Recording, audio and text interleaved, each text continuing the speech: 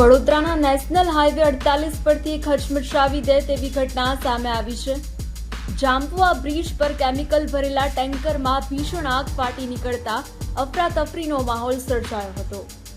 Chemical leak થવાના કારણે road પર આગની જ્વાળાઓ ફેલાઈ હતી।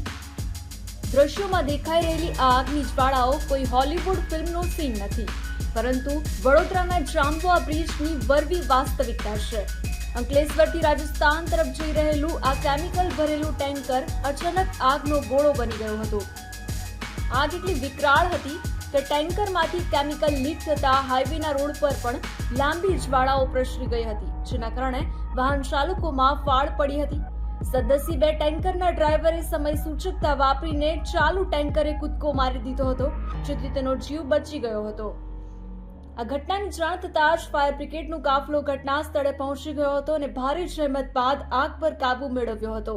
જો કે આ ઘટનાને કારણે હાઈવે પર કલાકો સુધી ટ્રાફિક જામની સ્થિતિ સર્જાઈ હતી અને વાહન વ્યવહાર ખોરવાયો હતો।